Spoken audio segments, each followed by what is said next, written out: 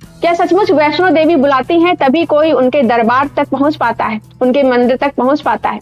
क्या जो वहां जाता है उसकी हर मनोकामना पूरी हो जाती है? क्या वहां जाने से पाप धुल जाते हैं? और क्या आज जिस कहानी को करोड़ों लोग सच मानते हैं उसका कोई ऐतिहासिक प्रमाण मौजूद भी है? नमस्कार, मैं हूं शशि और आज हम बात करेंगे भारत के सबसे प्रसिद्ध धार्मिक स्थलों में से एक वैष्णो देवी मंदिर की। लेकिन ये वीडियो किसी की आस्था का मजाक उड़ाने के लिए नहीं है। इस वीडियो का उद्देश्य केवल इतना है कि हम आस्था, इतिहास और तथ्यों के बीच का अंतर समझ सकें, क्योंकि किसी भी दावे को केवल इसलिए सच नहीं माना जा सकता कि उसे करोड़ों लोग मानते हैं। सच वही होता है जिसके समर्थन में प्रमाण हो। तो आइए शुरू करते हैं। सबसे पहले समझते हैं कि वैष्णो देवी मंदिर कहाँ है। ये मंदिर जम्मू कश्मीर के रियासी जिले में त्रिकुटा पर्वत पर स्थित है। समुद्र तल से लगभग 5200 फीट की ऊंचाई पर बनी एक प्राकृतिक गुफा में ये तीर्थ स्थल है। हर साल लाखों श्रद्धालु यहाँ दर्शन करने आते हैं। आज ये भारत के सबसे अधिक दर्शन किए जाने वाले धार्मिक स्थलों में से एक है। लेकिन क्या ये मंदिर हमेशा से इतना प्रसिद्ध था? इसका जवाब है नहीं। अगर हम इतिहास को देखें तो हमें वैष्णो देवी का उल्लेख बहुत प्राचीन ऐतिहासिक अभिलेखों में स्पष्ट रूप से नहीं मिलता। प्राचीन भारत के कई प्रमुख राजवंशों के शिलालेख, विदेशी यात्राओं के विवरण और शुरुआती ऐतिहासिक दस्तावेजों में इस तीर्थ का बहुत कम उल्लेख है, बहुत सीमित है। इसका अर्थ ये नहीं है कि ये स्थान बिल्कुल नया है, बल्कि इसका अर्थ केवल इतना है कि उपलब्ध ऐतिहासिक प्रमाण सीमित हैं, यानी कि धार्मिक परंपरा और इतिहास दोनों अलग अलग चीजें हैं। अक्सर लोग इन दोनों को एक ही मान लेते हैं और यहीं से भ्रम शुरू होता है। अब एक सवाल, अगर किसी स्थान का उल्लेख किसी धार्मिक ग्रंथ में हो तो क्या वो अपने आप ऐतिहासिक तथ्य बन जाता है? जवाब है नहीं। धार्मिक ग्रंथ आस्था और दर्शन का विषय हो सकते हैं, लेकिन इतिहास लिखने के लिए केवल कथा पर्याप्त नहीं होती। इतिहासकार प्रमाण खोजते हैं, जैसे शिलालेख, पुरातात्विक अवशेष, समकालीन दस्तावेज, सिक्के, यात्रियों का विवरण और वैज्ञानिक जांच। अगर ये एविडेंस न हो तो इतिहासकार किसी कथा को ऐतिहासिक घटना घोषित नहीं करते। अब बात करते हैं उस गुफा की जिसे आज वैष्णो देवी का पवित्र स्थान माना जाता है। पहाड़ों में प्राकृतिक गुफाएं बनना कोई असामान्य बात नहीं है। हजारों वर्षों में पानी, हवा, चट्टान और क्षरण से ऐसी गुफाएं बन जाती हैं। भारत में ही नहीं, पूरी दुनिया में ऐसी अनेक प्राकृतिक गुफाएं मौजूद हैं। लेकिन जब किसी गुफा को किसी धार्मिक कथा से जोड़ दिया जाता है तो वह धीरे धीरे आस्था का केंद्र बन जाती है। ऐसा केवल भारत में नहीं हुआ, दुनिया के लगभग हर धर्म में ऐसे एग्जाम्पल मिलते हैं। यानी किसी स्थान का धार्मिक महत्व होना और उसका अलौकिक होना दो अलग अलग बातें हैं।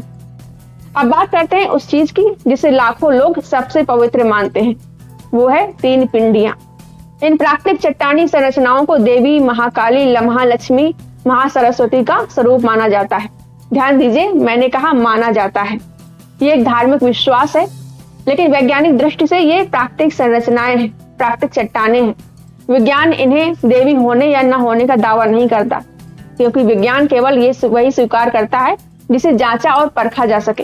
यही वैज्ञानिक सोच की सबसे बड़ी विशेषता है। वो बिना प्रमाण के निष्कर्ष पर नहीं पहुंचती। अब एक और महत्वपूर्ण प्रश्न, क्या करोड़ों लोगों का विश्वास किसी बात को सच बना देता है? सोचिए, कभी दुनिया के करोड़ों लोग मानते थे कि सूर्य पृथ्वी के चारों ओर घूमता है, लेकिन बाद में विज्ञान ने साबित किया कि वास्तविकता बिल्कुल अलग है। कभी लोग मानते थे कि बीमारी बुरी आत्माओं की वजह से होती है, और आज हम जानते हैं कि बीमारी बैक्टीरिया, वायरस और अन्य जैविक कारणों से होती है। यानी लोगों की संख्या किसी दावे की सच्चाई तय नहीं करती। सच्चाई का आधार प्रमाण होता है। यही बात वैष्णो देवी के बारे में भी लागू होती है। अगर कोई व्यक्ति वहां जाकर मानसिक शांति महसूस करता है तो यह उसका व्यक्तिगत अनुभव है, उसका सम्मान किया जा सकता है। लेकिन अगर कोई ये दावा करे कि वहां वास्तव में अलौकिक शक्तियां काम करती हैं, तो ऐसे दावे के लिए असाधारण प्रमाण भी होने जरूरी है। लेकिन अब तक ऐसे प्रमाण उपलब्ध नहीं है। इतिहास हमें यह भी बताता है कि भारत में अनेक धार्मिक स्थल समय के साथ प्रसिद्ध हुए। कई स्थान स्थानीय आस्था से शुरू हुए और बाद में बड़े तीर्थ बन गए। इसमें समाज, राजाओं का संरक्षण, धार्मिक संस्थाओं की भूमिका, परिवहन की सुविधा और प्रचार सभी का योगदान होता है। वैष्णो देवी भी समय के साथ एक विशाल तीर्थ स्थल के रूप में विकसित हुआ। आज यहाँ हर वर्ष लाखों श्रद्धालु आते हैं। यात्रा, होटल, परिवहन, भोजन और स्थानीय रोजगार, इन सब का बड़ा आर्थिक तंत्र इस तीर्थ से जुड़ा हुआ है। यानी ये केवल धार्मिक स्थल ही नहीं बल्कि सामाजिक और आर्थिक दृष्टि से भी महत्वपूर्ण स्थान है। लेकिन अब सबसे बड़ा सवाल सामने आता है, अगर इतिहास में प्रमाण सीमित हैं, अगर प्राकृतिक गुफा और प्राकृतिक पिंडियां भूवैज्ञानिक संरचनाएं हैं, तो फिर वो प्रसिद्ध कहानी कहां से आई जिसमें कहा जाता है कि देवी ने भैरवनाथ का वध किया, गुफा में 9 महीने तपस्या की और फिर करोड़ों लोगों की आराध्य बन गई? क्या ये इतिहास है? यह केवल एक धार्मिक कथा है? इसी सवाल का जवाब हम अगले भाग में विस्तार से जानेंगे, क्योंकि वहीं से शुरू होती है वो कहानी जिसे ज्यादातर लोग बिना सवाल किए सच मान लेते हैं। तो वीडियो को लास्ट तक जरूर देखिएगा। पिछले भाग में हमने जाना कि वैष्णो देवी मंदिर का धार्मिक महत्व बहुत बड़ा है, लेकिन इसके इतिहास के प्रत्यक्ष प्रमाण सीमित हैं। अब सवाल है, वो कहानी क्या है जिसे करोड़ों लोग सच मानते हैं? और क्या वो कहानी इतिहास है या केवल धार्मिक परंपरा है? सबसे पहले एक बात क्लियर कर दूं, अब मैं जो कहानी बताने जा रही हूँ वो हिंदू धार्मिक परंपरा में एक प्रचलित कथा है। इसे ऐतिहासिक रूप से सिद्ध घटना नहीं माना जाता, इसलिए उसे उसी रूप में समझिए, एक धार्मिक कथा के रूप में। कथा के मुताबिक बहुत समय पहले धरती पर अधर्म बढ़ गया था। तब देवी दुर्गा, लक्ष्मी और सरस्वती की शक्तियों से एक कन्या उत्पन्न हुई जिसे वैष्णवी कहा गया। कहा जाता है कि बचपन से ही वो अत्यंत तेजस्वी थी। उनका उद्देश्य धर्म की रक्षा करना था। यही से सवाल उठता है, क्या इस घटना का कोई ऐतिहासिक दस्तावेज मौजूद है? जवाब है नहीं। न कोई शिलालेख है, न कोई समकालीन अभिलेख है, न कोई पुरातात्विक प्रमाण है। ये विवरण धार्मिक ग्रंथों और लोक कथाओं में मिलता है, इतिहास के प्रमाणित स्रोतों में नहीं है। कथा आगे कहती है कि वैष्णवी ने कठोर तपस्या की। वे त्रिकुटा पर्वत पर रहने लगी। उनकी प्रसिद्धि दूर दूर तक फैल गई। लोग उन्हें देवी का अवतार मानने लगे। लेकिन यहाँ भी वही सवाल है, क्या हमारे पास उस समय का कोई स्वतंत्र ऐतिहासिक प्रमाण है? जवाब फिर वही है, नहीं। ध्यान रखिए, किसी कथा का लोकप्रिय होना और उसका ऐतिहासिक रूप से सत्य होना दोनों अलग बातें हैं। अब कहानी में प्रवेश होता है भैरवनाथ का। कहा जाता है कि भैरवनाथ एक तांत्रिक साधु था। उसने वैष्णवी की शक्ति देखी और उनका पीछा करने लगा। कई धार्मिक कथाओं में यह भी कहा जाता है कि उसके मन में गलत इरादे थे। कुछ कथाओं में कारण अलग अलग बताए गए हैं। यही एक दिलचस्प बात सामने आती है, एक ही कहानी के कई संस्करण क्यों हैं?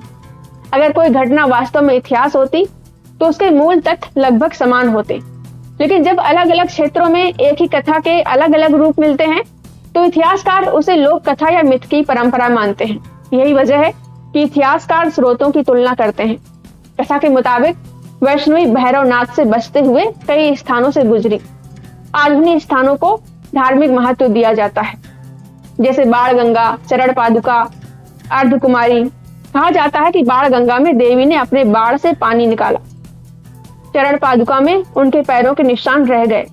अर्धकुमारी की गुफा में उन्होंने कई महीने तपस्या की।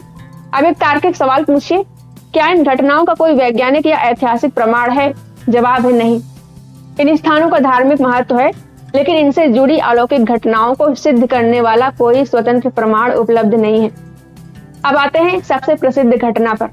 कथा कहती है कि अंत में वैष्णवी एक गुफा में पहुंची। जब भैरवनाथ वहां भी पहुंच गया, तब उन्होंने देवी का विराट रूप धारण किया और उसका सिर काट दिया। भैरवनाथ का सिर कई किलोमीटर दूर जाकर गिरा। मरते समय उसने क्षमा मांगी। तब देवी ने उसे क्षमा करते हुए वरदान दिया कि जो भक्त पहले उनके और फिर भैरव मंदिर के दर्शन करेगा, उसकी यात्रा पूर्ण मानी जाएगी।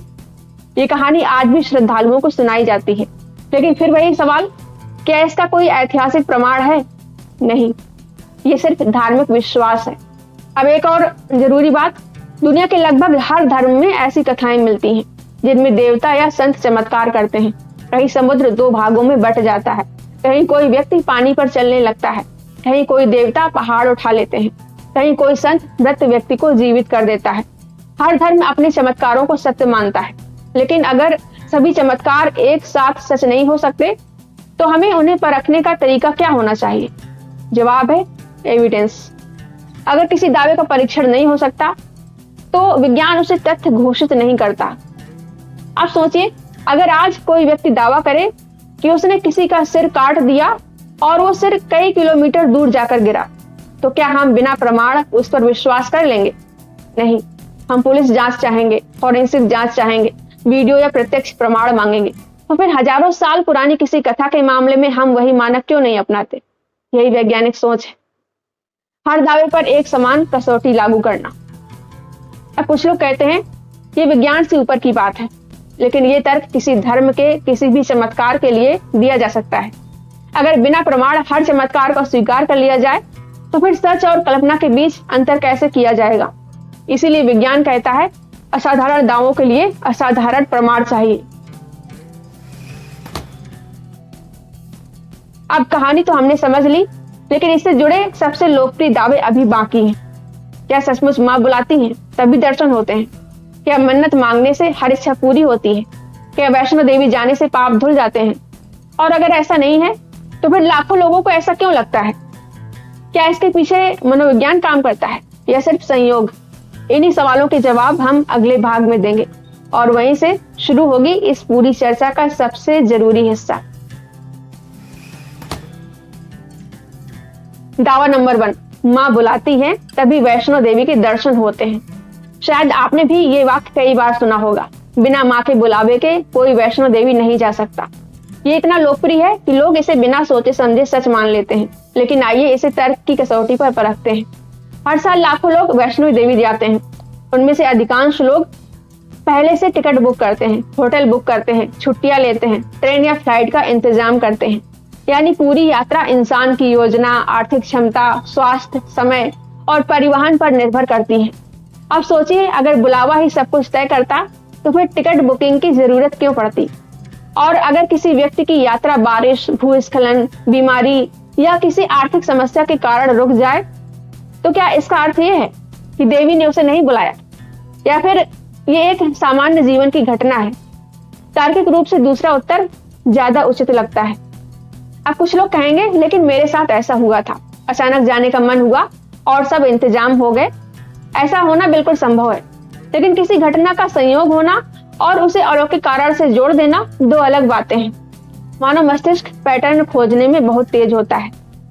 इसी कारण हम कई बार साधारण घटनाओं में भी विशेष अर्थ ढूंढ लेते हैं। दावा नंबर 2, मन्नत मांगो हर इच्छा पूरी होगी। ये केवल वैष्णो देवी ही नहीं, दुनिया के लगभग हर बड़े धार्मिक स्थल के बारे में कहा जाता है। कोई कहता है नौकरी मिल जाएगी, कोई कहता है बच्चा होगा, कोई कहता है बीमारी ठीक हो जाएगी, कोई कहता है व्यापार चल पड़ेगा। लेकिन क्या वास्तव में ऐसा होता है?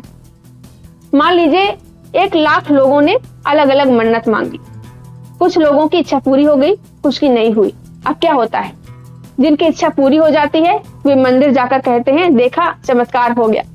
लेकिन जिनकी इच्छा पूरी नहीं होती वे अक्सर अपनी कहानी सार्वजनिक नहीं करते। यहीं पर मनोविज्ञान का एक सिद्धांत काम करता है। इसे कहते हैं कंफर्मेशन बायस, यानी कि पुष्टि पक्षपात। इसका अर्थ है हम उन घटनाओं को अधिक याद रखते हैं जो हमारे विश्वास की पुष्टि करती हैं, और जो घटनाएं हमारे विश्वास के विरुद्ध हो जाती हैं उन्हें हम इग्नोर कर देते हैं। इसी कारण चमत्कार की कहानियां बहुत फैलती हैं, लेकिन असफल मन्नतों की कहानियां शायद ही कभी सुनाई देती हैं। दावा नंबर 3, वैष्णो देवी जाने से पाप धुल जाते हैं। अब एक सरल सवाल पूछिए, अगर कोई व्यक्ति चोरी करे फिर मंदिर जाकर दर्शन कर ले तो क्या उसका अपराध खत्म हो जाएगा? अगर कोई भ्रष्टाचार करे फिर दान कर दे, क्या समाज को हुआ नुकसान मिट जाएगा? अगर कोई किसी के साथ अन्याय करे और फिर तीर्थ यात्रा कराए तो क्या पीड़ित का दर्द खत्म हो जाएगा? क्लियर है? नहीं। किसी भी समाज में न्याय का आधार कर्म होता है, केवल धार्मिक अनुष्ठान नहीं। अगर केवल तीर्थ यात्रा से पाप समाप्त हो जाते तो अपराधियों के लिए सबसे आसान रास्ता यही होता कि वे अपराध करें और तीर्थ यात्रा कर लें। लेकिन वास्तविक दुनिया ऐसे नहीं चलती। गलत काम का परिणाम समाज और कानून दोनों तय करते हैं।